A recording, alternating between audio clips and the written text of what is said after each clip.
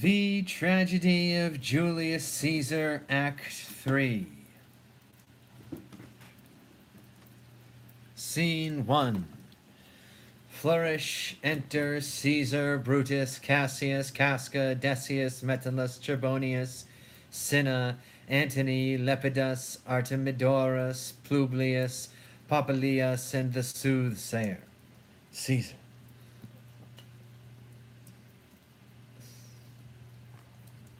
The Ides of March are come, Caesar, but not gone. Hail, Caesar! Read this schedule. Trebonius doth desire you to overread at your best leisure this his humble suit. O Caesar, read mine first, for mine's a suit that touches Caesar near her. Read it, great Caesar. What touches us ourself shall be last served. Delay not, Caesar, read it instantly. What, is the fellow mad? Sirrah, give place. What urge you your petitions in the street? Come to the Capitol. I wish your enterprise today may thrive. What enterprise, Popilius? Fare you well. What said Popilius Lena? He wished today our enterprise might thrive.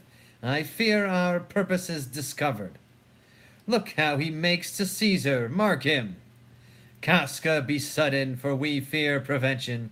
Brutus, what shall be done? If this be known, Cassius or Caesar never shall turn back, for I will slay myself. Cassius, be constant. Popilius, Lena speaks not of our purposes, for look he smiles, and Caesar doth not change. Trebonius knows his time, look for you, Brutus. He draws Mark Antony out of the way. Where is Metellus Cimber? Let him go, and presently prefer his suit to Caesar. He is addressed, press near, and second him. Casca, you are the first that rears your hand. Are we all ready? What is now amiss that Caesar and his senate must redress? Most high, most mighty, and most puissant Caesar, Metellus Cimber throws before thy seat an humble heart. I must prevent thee, Cimber. These couchings and these lowly courtesies might fire the blood of ordinary men, and turn preordinance and first decree into the law of children. Be not found to think that Caesar bears such rebel blood that will be thawed from the true quality with that which melteth fools, I mean sweet words, low crooked curtsies, and base spaniel fawning. Thy brother by decree is banished. If thou dost bend and pray and fawn for him, I spurn thee like a cure out of my way. No, Caesar doth not wrong, nor without cause will he be satisfied. Is there no voice more worthy than my own to sound more sweetly in great Caesar's ear for the repealing of my banished brother? I kiss thy hand, but not in flattery, Caesar, desiring thee that Publius Cimber may have an immediate freedom of repeal. What, Brutus? Pardon, Caesar, Caesar pardon. As low as to thy foot doth Cassius fall, to beg enfranchisement for Publius Cimber. I could be well moved if I were as you. If I could pray to move, prayers would move me. But I am constant as the northern star, of whose true fixed and resting quality there is no fellow in the firmament. The skies are painted with unnumbered sparks, they are all fire, and every one doth shine, but there's but one in all doth hold his place. So in the world 'tis furnished well with men, and men are flesh and blood, and apprehensive. Yet in the number I do know but one that unassailable holds on his rank. unshaked of motion, and that I am he. Let me a little show it, even in this, that I was constant Cimber should be banished, and constant do remain to keep him so. O Caesar, hence wilt thou lift up Olympus? Great Caesar, doth not Brutus bootless kneel? Speak hands for me. They stab Caesar. Et tu, brute, then fall Caesar. Dies. Liberty, freedom, tyranny is dead. Run hence, proclaim, cry it about the streets. Some to the common pulpits and cry out, liberty, freedom, and enfranchisement. People and senators, be not affrighted, fly not, stand still, ambition debt is paid. Go to the pulpit, Brutus, and Cassius too. Where's Publius? Here, quite confounded with this mutiny. Stand fast together, let some friend of Caesar's should chance. Talk not of standing, Publius, good cheer. There is no harm intended to your person, nor to no Roman else. So tell them, Publius. And leave us, Publius, lest that the people rushing on us should do your age some mischief. Do so, and let no man abide this deed, but we are the doers. Where is Antony? Fled to his house amazed. Men, wives, and children stare, cry out, and run as it were doomsday. Fates, we will know your pleasures. That we shall die, we know 'tis but the time, and drawing days out that men stand upon. Why, he that cuts off 20 years of life cuts off so many years of fearing death. Grant that, and then is death a benefit. So are we Caesar's friends, that have abridged his time of fearing death. Stoop, Romans, stoop, and let us bathe our hands in Caesar's blood, up to the elbows, and besmear our swords. Then walk we forth, even to the marketplace, and waving our red weapons over our heads, let's all cry, peace, freedom, liberty. Stoop then and wash. How many ages hence shall this our lofty scene be acted over in states unborn and accents yet unknown? How many times shall Caesar bleed in sport, that now Pompey's basis lies along no worthier than the dust? So oft as that shall be, so often shall the knot of us be called the men that gave their country liberty. What shall we forth? Ay, every man away. Brutus shall lead, and we will grace his heels with the most boldest and best hearts of Rome. Soft, who comes here? A friend of Antony's. Thus, Brutus, did my master bid me kneel. Thus did Mark Antony bid me fall down. And being prostrate, thus he bade me say, Brutus is noble, wise, valiant, and honest. Caesar was mighty, bold, royal, and loving.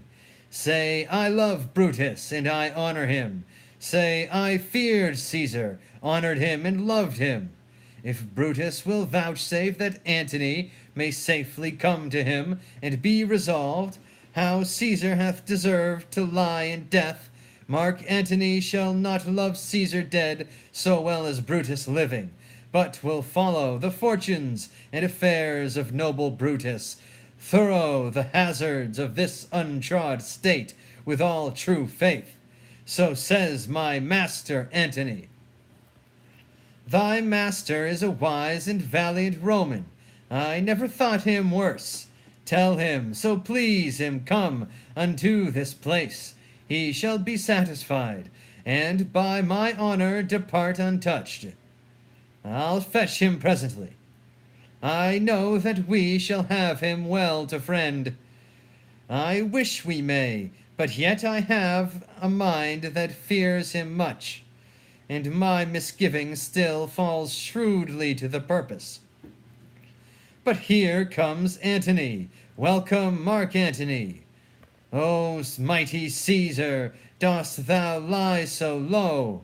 Are all thy conquests, glories, triumphs, spoils, shrunk to this little measure? Fare thee well. I know not, gentlemen, what you intend. Who else must be let blood? Who else is rank? If I myself, there is no hour so fit as Caesar's death's hour, nor no instrument of half that worth as those your swords, made rich with the blood, the most noble blood of all this world. I do beseech ye, if you bear me hard, now Willis your purpled hands do reek and smoke, fulfill your pleasure, live 1,000 years, I shall not find myself so apt to die. No place will please me so, no mean of death, as here by Caesar, and by you cut off, the choice and master spirits of this age. O Antony, beg not your death of us, though now we must appear bloody and cruel, as by our hands and this our present act you see we do. Yet see you but our heads, and this the bleeding business they have done. Our hearts you see not, they are pitiful, and pity to the general wrong of Rome. As fire drives out fire, so pity hath done this deed on Caesar. For your part, to you our swords have leaden points, Mark Antony. Our arms in strength of malice, and our hearts of brother's temper, do receive you in with all kind love, good thoughts, and reverence. Your voice shall be as strong as any man's in the disposing of new dignities. Only be patient till we have appeased the multitude, beside themselves with fear, and then we will deliver you the cause why I, that did love Caesar when I struck him, have thus proceeded. I doubt not of your wisdom. Let each man render me his bloody hand. First Marcus Brutus will I shake with you. Next Caius Cassius do I take your hand. Now Decius Brutus yours. Now yours Metellus. Yours Cinna, and my valiant Casca yours. Though last, not least in love, yours, good Trebonius. Gentlemen all, alas, what shall I say? My credit now stands on such slippery ground that one of the two bad ways you must conceit me, either a coward or a flatterer. That I did love thee, Caesar, oh, 'tis true. If then thy spirit look upon us now, shall it not grieve thee dearer than thy death, to see thy Antony making his peace, shaking the bloody fingers of thy foes, most noble, in the presence of thy corse? Had I as many eyes as thou hast wounds, weeping as fast as they stream forth thy blood, it would become me better than to close in terms of friendship with thine enemies.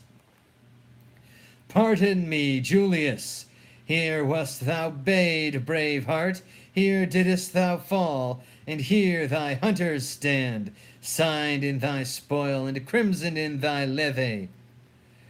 O world, thou wast the forest to this heart, and this indeed, O world, the heart of thee.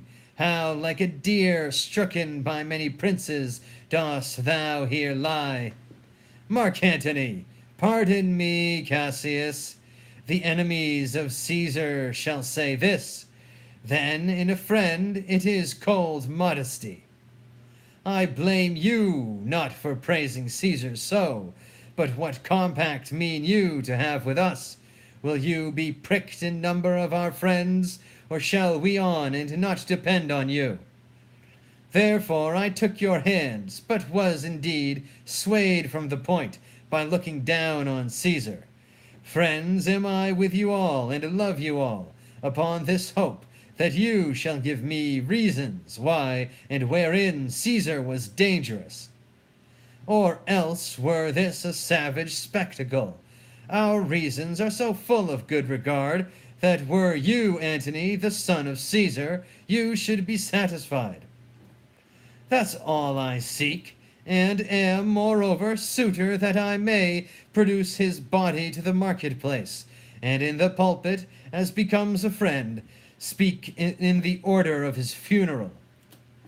You shall, Mark Antony. Brutus, a word with you. You know not what you do. Do not consent that Antony speak in his funeral. Know you how much the people may be moved by that which he will utter? By your pardon, I will myself into the pulpit first, and show the reason of our Caesar's death. What Antony shall speak, I will protest. He speaks by leave and by permission, and that we are contented, Caesar shall have all true rights and lawful ceremonies. It shall advantage more than do us wrong. I know not what may fall, I like it not. Mark Antony, here take you Caesar's body. You shall not in your funeral speech blame us, but speak all good you can devise of Caesar, and say you do it by our permission. Else shall you not have any hand at all about his funeral, and you shall speak in the same pulpit whereto I am going, after my speech is ended. Be it so, I do desire no more. Prepare the body then, and follow us. Oh, pardon me, thou bleeding piece of earth, that I am meek and gentle with these butchers. Thou art the ruins of the noblest man that ever lived in the tide of times. Woe to the hand that shed this costly blood. Over thy wounds now do I prophesy, which like dumb mouths do ope their ruby lips, to beg the voice and utterance of my tongue.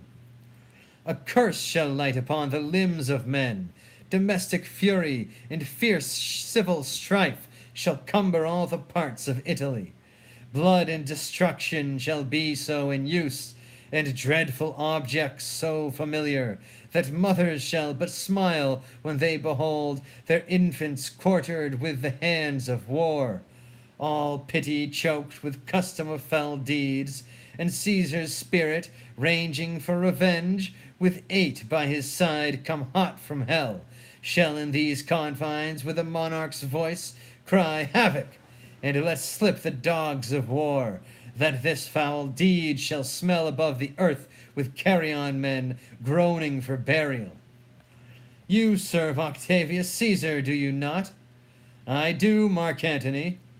Caesar did right for him to come to Rome. He did receive his letters and is coming, and bid me say to you by word of mouth, O Caesar! Thy heart is big, and get thee apart and weep. Passion, I see, is catching for mine eyes, seeing those beads of sorrow stand in thine, began to water. Is thy master coming? He lies tonight within 7 leagues of Rome. Post back with speed, and tell him what hath chanced. Here is a mourning Rome, a dangerous Rome, no Rome of safety for Octavius yet. He hence, and tell him so, yet stay a while. Thou shalt not back till I have borne this corse into the marketplace. There shall I try in my oration how the people take the cruel issue of these bloody men, according to the which thou shalt discourse to young Octavius of the state of things. Lend me your hand.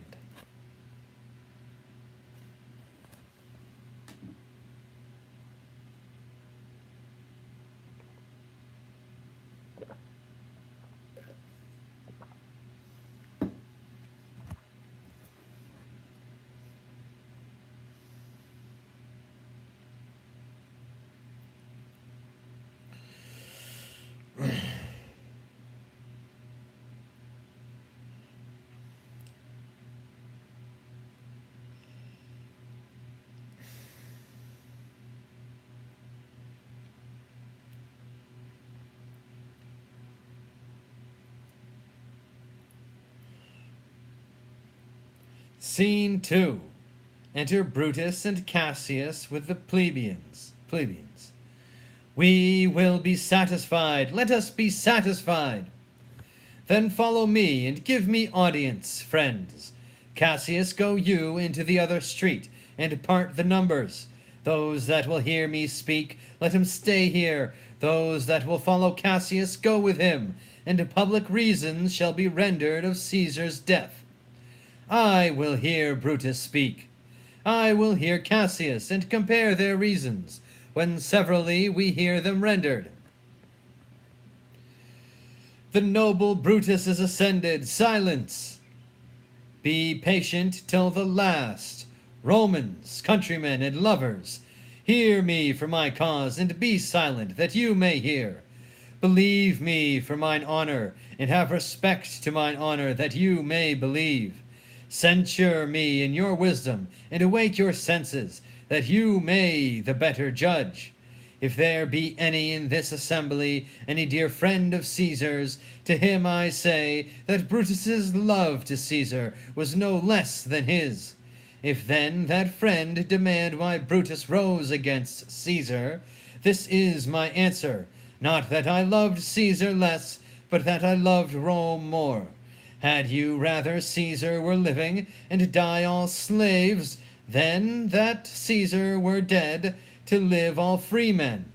As Caesar loved me, I weep for him. As he was fortunate, I rejoice at it. As he was valiant, I honor him. But as he was ambitious, I slew him. There is tears for his love, joy for his fortune, honor for his valor, and death for his ambition.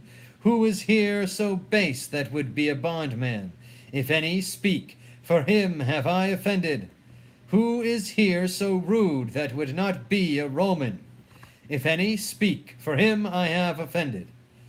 Who is here so vile that will not love his country? If any, speak, for him have I offended. I pause for a reply. None, Brutus, none. Then none have I offended. I have done no more to Caesar than you shall do to Brutus.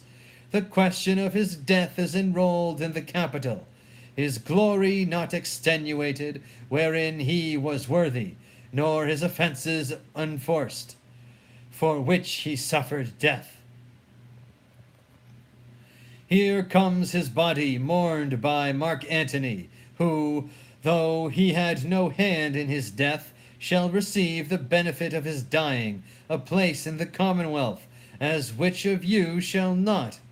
With this I depart, that I slew my best lover for the good of Rome. I have the same dagger for myself, when it shall please my country to need my death. Live, Brutus, live, live! Bring him with triumph home unto his house. Give him a statue with his ancestors. Let him be Caesar. Caesar's better parts shall be crowned in Brutus. We'll bring him to his house with shouts and clamors. My countrymen, peace, silence. Brutus speaks. Peace, ho! Good countrymen, let me depart alone, and for my sake stay here with Antony. Do grace to Caesar's corpse, and grace his speech, tending to Caesar's glories, which Mark Antony, by our permission, is allowed to make. I do entreat you, not a man to part, save I alone, till Antony have spoke. Stay, ho, and let us hear Mark Antony. Let him go up into the public chair. We'll hear him. Noble Antony, go up. For Brutus's sake I am beholding to you. What does he say of Brutus? He says for Brutus's sake he finds himself beholding to us all. 'Twere best he speak no harm of Brutus here. This Caesar was a tyrant. Nay, that's certain. We are blessed that Rome is rid of him. Peace, let us hear what Antony can say. You gentle Romans, peace ho, let us hear him. Friends, Romans, countrymen, lend me your ears. I come to bury Caesar, not to praise him. The evil that men do lives after them. The good is oft interred with their bones. So let it be with Caesar.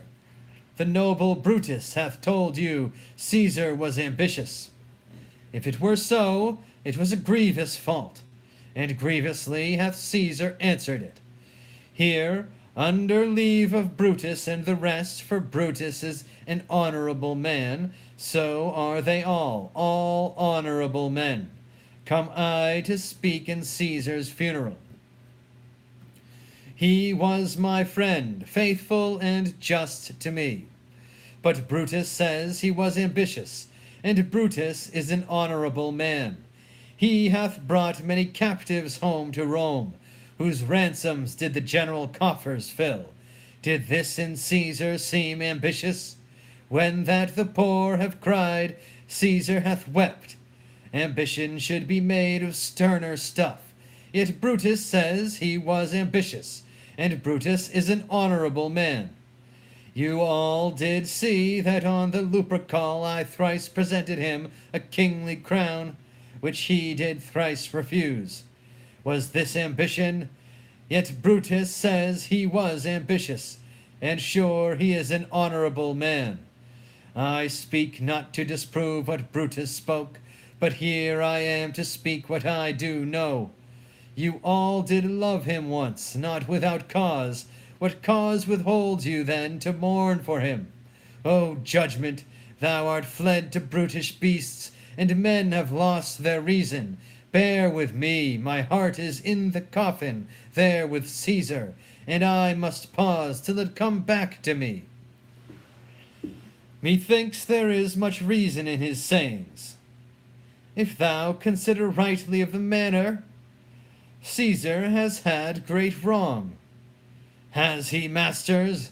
I fear there will a worse come in his place.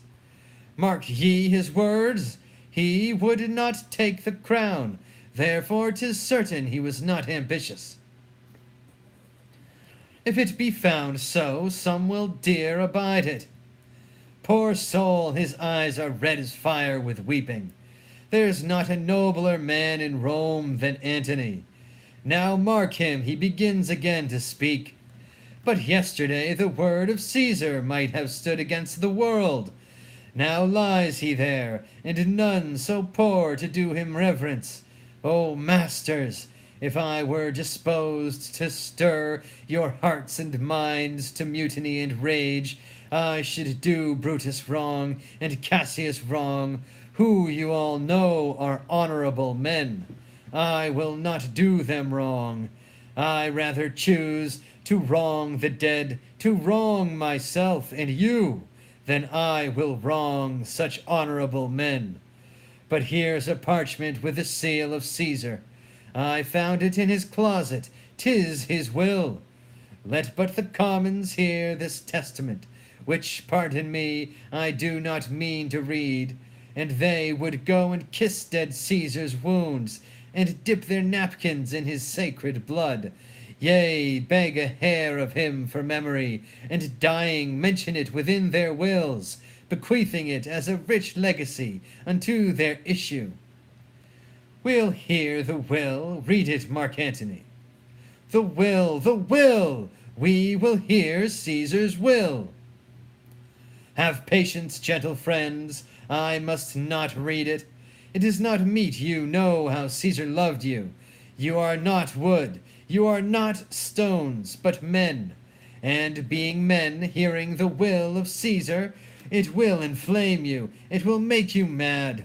'Tis good you know not that you are his heirs, for if you should, oh, what would come of it? Read the will, we'll hear it, Antony. You shall read us the will, Caesar's will.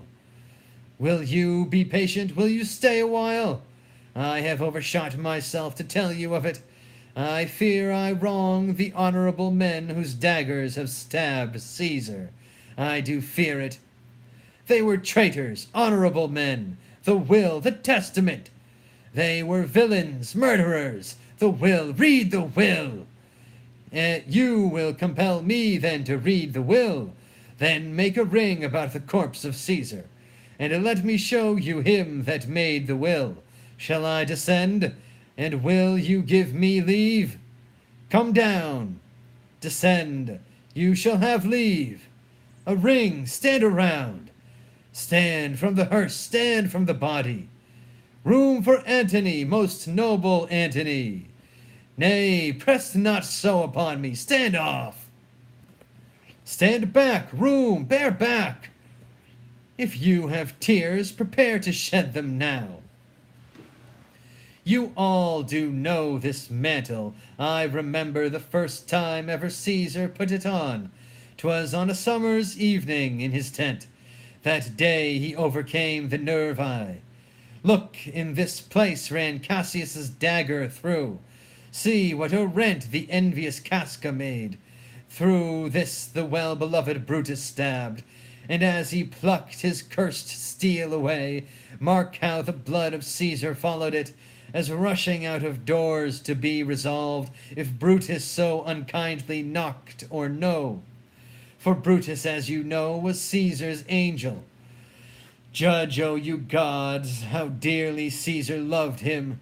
This was the most unkindest cut of all. For when the noble Caesar saw him stab, ingratitude more strong than traitors' arms, quite vanquished him. Then burst his mighty heart, and in his mantle muffling up his face, even at the base of Pompey's statue, which all the while ran blood, great Caesar fell. Oh, what a fall was there, my countrymen! Then I and you and all of us fell down, whilst bloody treason flourished over us. Now you weep, and I perceive you feel the dint of pity. These are gracious drops. Kind souls, what weep you when you but behold our Caesar's vesture wounded? Look you here. Here is himself marred, as you see, with traitors. O piteous spectacle, O noble Caesar, O woeful day, O traitors, villains, O most bloody sight, we will be revenged. Revenge! About, seek, burn, fire, kill, slay. Let not a traitor live. Stay, countrymen. Peace there, hear the noble Antony. We'll hear him, we'll follow him, we'll die with him. Good friends, sweet friends, let me not stir you up to such a sudden flood of mutiny. They that have done this deed are honorable. What private griefs they have, alas, I know not, that made them do it. They are wise and honorable, and will, no doubt, with reasons answer you. I come not, friends, to steal away your hearts. I am no orator as Brutus is, but as you know me all, a plain, blunt man that love my friend, and that they know full well, that gave me public leave to speak of him. For I have neither wit, nor words, nor worth, action, nor utterance, nor the power of speech to stir men's blood. I only speak right on. I tell you that which you yourselves do know, show you sweet Caesar's wounds, poor dumb mouths, and bid them speak for me. But were I Brutus, and Brutus Antony, there were an Antony would ruffle up your spirits, and put a tongue in every wound of Caesar, that should move the stones of Rome to rise and mutiny. We'll mutiny. We'll burn the house of Brutus. Away then, come, seek the conspirators. Yet hear me, countrymen, yet hear me speak. Peace ho, hear Antony, most noble Antony. Why, friends, you go to do you know not what. Wherein hath Caesar thus deserved your loves? Alas, you know not. I must tell you then. You have forgot the will I told you of. Most true, the will. Let's stay and hear the will. Here is the will, and under Caesar's seal, to every Roman citizen he gives, to every several man, 75 drachmas. O noble Caesar, will revenge his death. O royal Caesar, hear me with patience. Peace ho! Moreover, he hath left you all his walks, his private arbors and new planted orchards on this side Tiber. He hath left them you, and to your heirs forever common pleasures, to walk abroad and recreate yourselves. Here was a Caesar. When comes such another? Never, never! Come away, away! We'll burn his body in the holy place, and with the brands fire the traitors' houses. Take up the body. Go fetch fire. Pluck down benches. Pluck down forms, windows, anything. Now let it work. Mischief thou art afoot. Take thou what course thou wilt. How now, fellow? Sir Octavius is already come to Rome. Where is he? He and Lepidus are at Caesar's house. And thither will I straight to visit him. He comes upon a wish. Fortune is merry, and in this mood will give us anything. I heard him say Brutus and Cassius are rid like madmen through the gates of Rome. Belike they had some notice of the people, how I had moved them. Bring me to Octavius.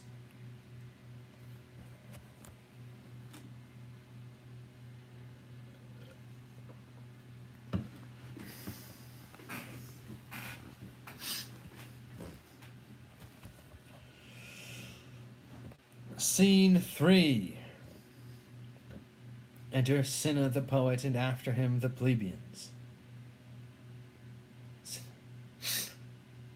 I dreamt tonight that I did feast with Caesar, and things unluckily charge my fantasy. I have no will to wander forth of doors, yet something leads me forth. What is your name? Whither are you going? Where do you dwell? Are you a married man or a bachelor? Answer every man directly, aye, and briefly, aye, and wisely, aye, and truly, you were best. What is my name? Whither am I going? Where do I dwell? Am I a married man or a bachelor? Then to every man directly and briefly, wisely and truly, wisely I say I am a bachelor. That's as much as to say they are fools that marry. You'll bear me a bang for that, I fear. Proceed directly. Directly I am going to Caesar's funeral. As a friend or an enemy? As a friend. That matter is answered directly. For your dwelling briefly. Briefly I dwell by the Capitol. Your name, sir, truly. Truly my name is Cinna. Tear him to pieces. He's a conspirator. I am Cinna the poet. I am Cinna the poet. Tear him for his bad verses. Tear him for his bad verses. I am not Cinna the conspirator. It is no matter. His name's Cinna. Pluck but his name out of his heart, and turn him going. Tear him, come, brands, ho, firebrands, to Brutus's, to Cassius's, burn all, some to Decius's house, and some to Casca's, some to Ligarius's. Away, go! End of Act 3 of the tragedy of Julius Caesar. Amen. Praise be to God. Jesus Christ. Blessed.